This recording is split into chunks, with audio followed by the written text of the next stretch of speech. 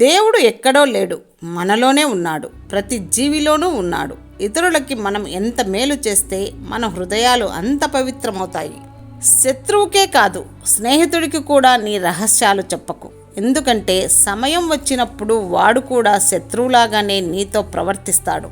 పరిస్థితులు ఎంత కఠినంగా ఉన్నా సరే మనం మనలాగే ఉండడం అసలైన ధైర్యం. ఎంత మార్చాలని ప్రయత్నించినా కొందరి ప్రవర్తన మార్చలేము. అటువంటి వారితో ఎలా ఉండాలో మనం నేర్చుకోవాలి, లేదా వారిని అక్కడితో వదిలేయాలి. ఉన్నది ఒక్కటే జీవితం. మనసు చంపుకొని కాదు, మనస్ఫూర్తిగా జీవించు.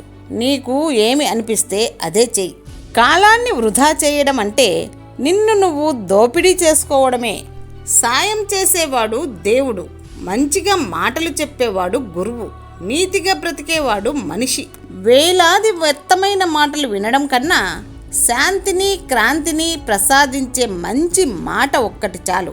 జీవితంలో మనం చేసే తప్పులు గమనించేది ఇద్దరే, ఒకరు పరమాత్మ, ఇంకొకరు అంతరాత్మ.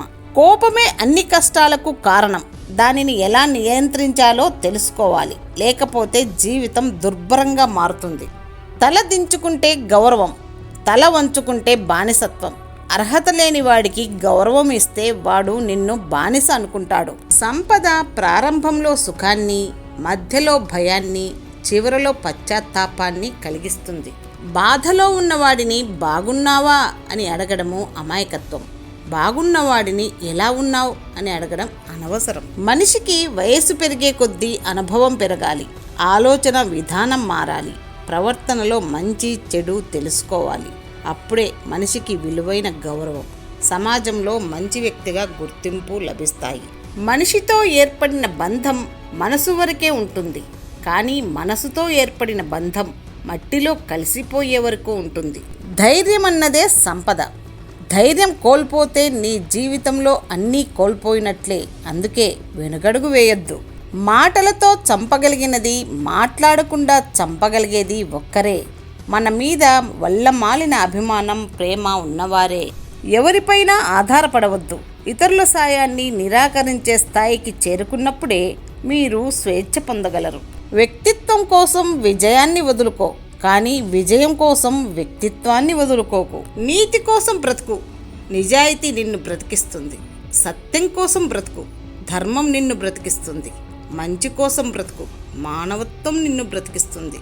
చరిత్రలో గెలిచిన ఏ గెలుపునైనా అడిగి చూడు, ఓటమే నా గురువు అని చెబుతుంది. మన మాటల్లో ఇష్టాన్ని, మన కళ్ళల్లో కష్టాన్ని తెలుసుకున్న వాళ్ళు మన నిజమైన ఆత్మీయులు. గొప్పతనం అంటే ఏదో సాధించడం, సంపాదించడం కాదు.